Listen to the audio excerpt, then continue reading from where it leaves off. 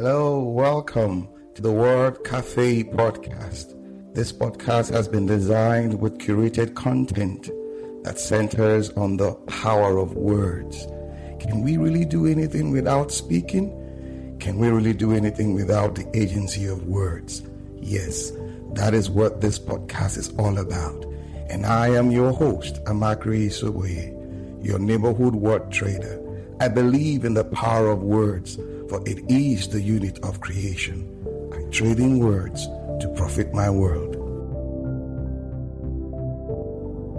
Peekaboo, I see you. Hi, how you doing? Good morning, good afternoon, good everything.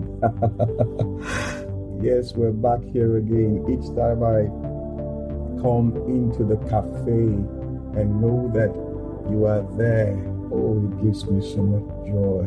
Yes, because I just come in and I more or less be myself, have a talk, share some thoughts with you, and we get along. Yes. So how are you? How's your day? How's it been for you? Yeah, I know it's been wonderful. Okay, what do we do today? Yes, I've been having this conversation with myself on a topic, and I've been churning and chewing and brooding and what have you, and it's like, how do I share this? How do I bring it to you? So I had to go do some research on my own, ask some questions, do one or two things just to before you jump into something. I think it will only be wise for you to search. Start from, the way they say scientifically, you start from the known to the unknown. Yeah. So, but before I do that, I want to read this phrase. It was coined by a French writer, Jean-Baptiste Alphonse Carr. Yes, that's his name. The more things change, the more they remain the same. The more things change, the more they remain the same. I mean, all of us at one point or the other will come to hear the saying that the only constant in life is change. Yes, you will always see change. If you have lived for 50 years, try and take an audit of your life. You will see a lot of changes, not just in your life, a little bit around you, but externally, things that have brought about change, even changes to you as a person. So it's we've all come across it. So what is that thing? I will tell you. Work. You heard me. W-O-R-K, work.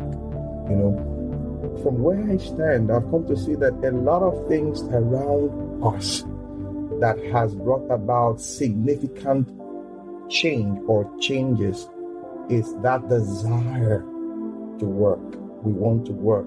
For the sake of work, we go and we acquire certain skills. We work on our minds. We work on our competencies. We work on all that because we want to gain a level of should I say proficiency in that thing, so that we would work. Why? Because we want to earn a living. Yes, but the first time for me that I came across the concept of work was seeing it in the scriptures when God made man and put him in the garden, yes, and told him to tend. Yes, to tend. It sounds like work to me. So it's like he's working, he's tending, he's making, earning, making, what have you, tilling the soil and all that. So the principle of work was born, so to say, and all. But in course of my, search or research, I came upon this picture that more or less described, yes, the how work has traveled, the journey work has taken, the history of work. It started with the subsistence, concept of work, where work was all about food and clothing, yes, shelter, so it's like that was what work was all about. Then it moved to competition, yes, work being tied to competition, slavery, serfdom, and all that. Then it moved to trade, yes, trade by barter, and all that. That was what, work, whereas as at that time, then it came to the point of the creative talent, where as the Renaissance, working for money by hiring people, hire your talent. Can you imagine that? Your talent is being hired. Wonderful. Then it went to the Reformation, when, you had the Protestant work ethic, you have to, the moral aspect of work, and the dignity of labor and what have you. Then it went to good work, when work was all about meaning, you finding purpose, originality. You want to be empowered. You want to self-actualize, more or less. You want to, realize who you are. Then it came to that point of mass production. Yes, the age of industrialization.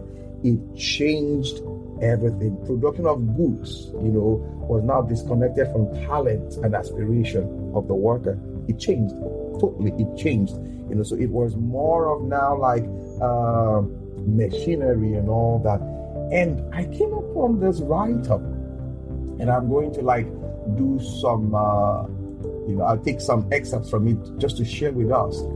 This write-up was done by, give me a minute, I'm going to call his name up now, Mark Vallenbreck. Yes, how work was invented a century ago. Yes, that is a century ago. Around 1850, the world was on the verge of a fundamental change.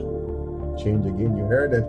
The newly invented steam engine could generate more energy, and newly invented machines allowed people to produce at a faster pace than ever before. Some people started putting this invention in a big building, yes, called factories. Stopped working from home, you see. So subsistence and all that are gone. Stopped working from home in the family, moved from the countryside to city, and started to work in big factory. Yes, the Industrial Revolution allowed people for the first time in the history of mankind to work together in large groups. Yes, in large groups, in companies, if I must use that word. It was during this profound shift in how people, lived and worked, that some, mostly men from the United States, they decided to think outside the box now, from the United Kingdom, from France, from Germany, and the US. They started thinking about how these groups could work together, to more or less to create a form of communication, so to say. They can work together in most effective and efficient ways. Out of all those people looking for ways to run organizations and organize work, this set of people, Frederick Taylor, Henry Ford, and Max Weber, they came up with wonderful ideas. Now, Frederick Taylor in 1880, the year is 1880, and 10 workers are standing, this is Frederick Taylor now observing next to each other in the Midvale Steel Factory in Philadelphia. Each one has a pile of sand to their left and a shovel in their hands. 3, 2, 1, start. Like that, like a race, and the workers started moving the piles of sand from their left to their right. Frederick was observing. He just sat out there and was observing them carefully. How long it took each worker to move the sand, up to 100th of a second. Why should someone do this? He said to himself. And he was just observing, and it's like, is there no way we can do this better? Then he came up with a method that was known then and is still known, the scientific management theory. He wrote the book about the principle of scientific management, where you're going to have things done, work should be divided between managers and workers, where managers spend their time planning and training, allowing the workers to perform tasks efficiently.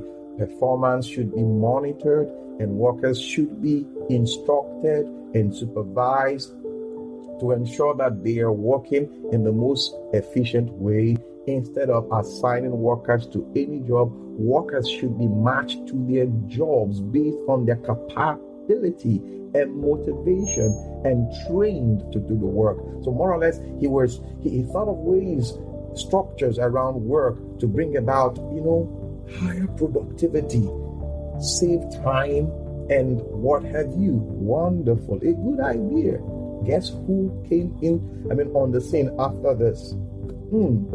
At the beginning of the 20th century, Henry Ford started building cars in Detroit. Back then, it took his employees more than 12 hours to manufacture a car. Inspired by Taylor's scientific management, Ford was looking for ways to organize work better and reduce production time. One day, one of Ford's colleagues came from a trip, to Chicago, where he saw something that would change Ford's life completely.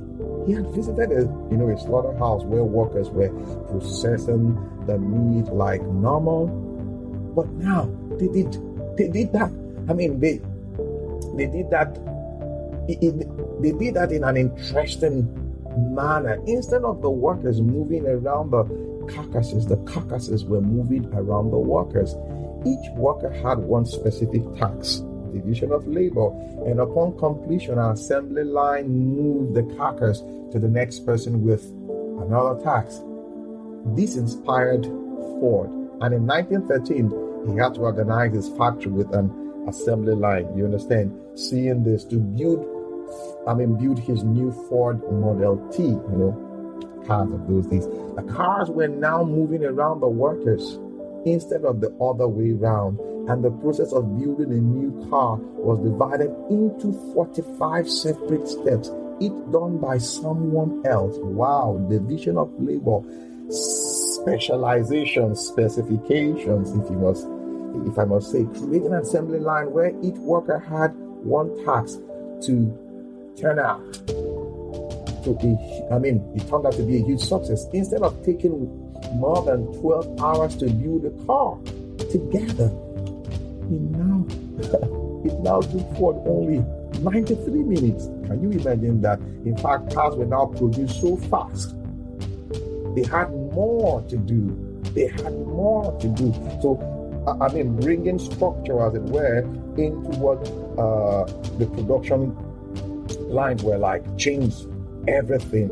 It saved time. It brought about higher productivity and higher yield. Now, one other person that now came on the scene to bring more, zest to this activity was Max Weber. Yes, he was born 1864. Yes, he talked about large organizations, bringing them together, groups of people, and all that, creating organizational structure, bringing about bureaucracy. So you now have things well structured, as it were. The process, it moves from one level to the other. Decisions now was not just one person taking the decision and that's it. No, you now have things like vertical ways of making decisions and all that. Whoa, that was the last century, and this saw about huge productivity. Principles such as division of labor, of tasks, and people. You had hierarchy, managers, workers, between managers and workers. The separation of the professional and personal life all led to higher productivity. Yay! They had a lot of things now, more consistency in quality, of goods produced, and most importantly, higher profits, money, and all that. That was 100 years ago. Stay with us. We'll be right back. Hello, nerds. Come listen to the History Nerds United podcast and let's make history fun again. We interview today's best authors, whether they are established Pulitzer Prize winners or someone debuting their first book. Let us show you that history is not a boring class you took in high school, but a place where the best stories come from. And we don't just cover history, we also love to chat about true crime, biographies, memoirs, and so much more. So head on over to History Nerds United and let us introduce you to your new favorite book and learn the story behind the story. History Nerds United.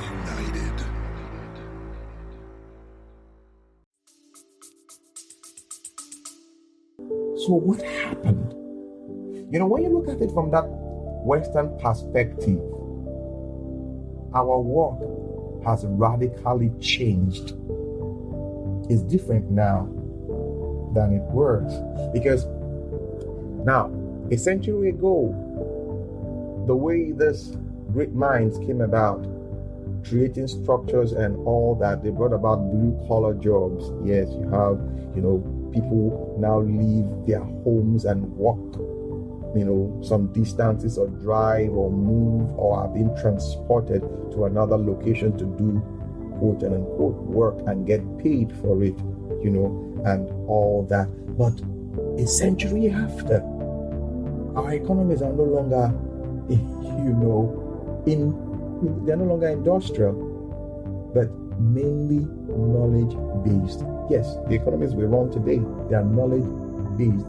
Most of the work has changed from being manual, making things, towards service, work based on knowledge, ideas, and creativity. So that's what we have now.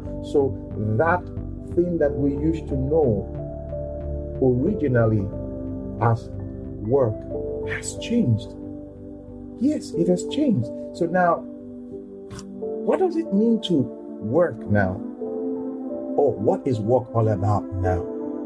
In this age that we are in, that I call the age of knowledge, work is all about now value. Yeah, it's all about value now. It's all about creativity.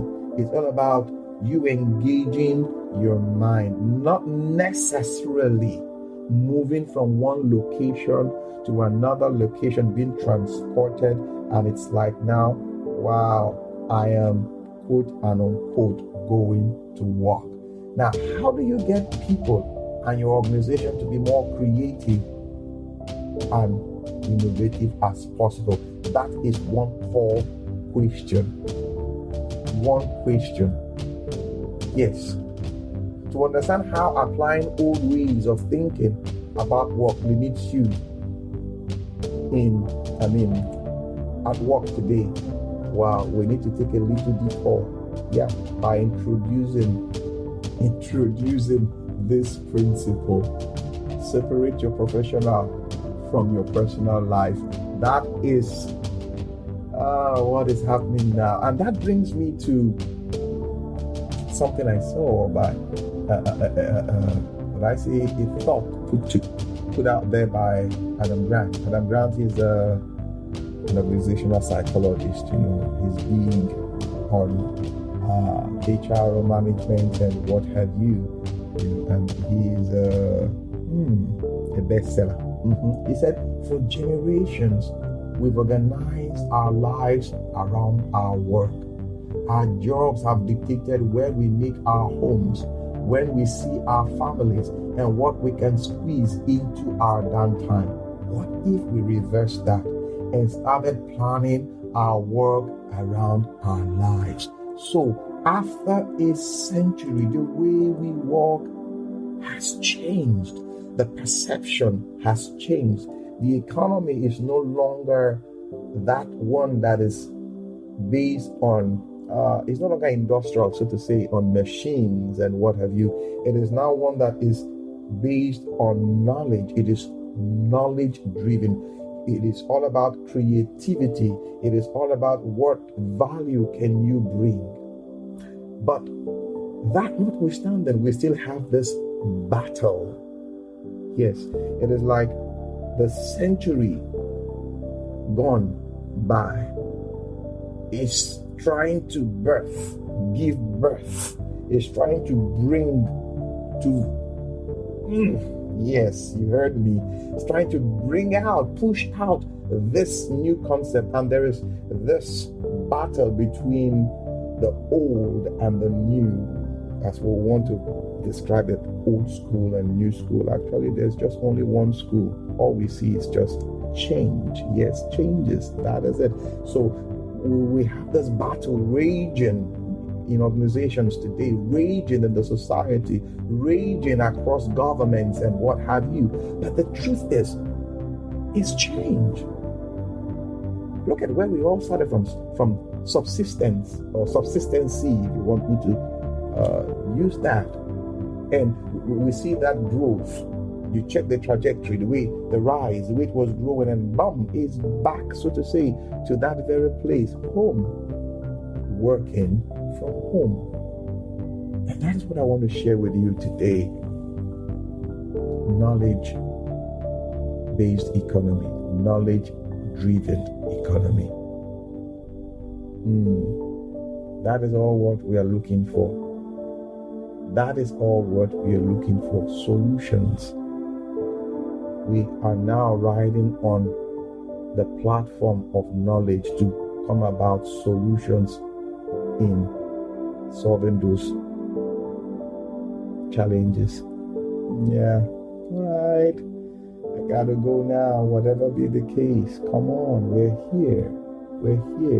There's no need to fight. There's no need to quarrel. It's just to embrace change, because it is the only thing that is constant. Change. You know how we do it here at the cafe. Till I come away again, you know. Come on, embrace it. Change. Bye for now. Oh, yeah, beautiful. Before we sign off, I just want to encourage you. Yeah, it's been a wonderful time. And also, I'd like to hear from you, your feedback. You know, you've been listening to the Word Cafe podcast. I would love to hear from you, the feedback. If you have any questions, you go ahead and ask those questions. You can reach me at my email address, amakri@gmail.com. Amakri is AMACHRIBALDI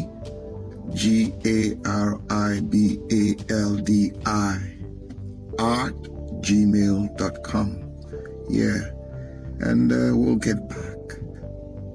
You know how we do it on the show. Thank you.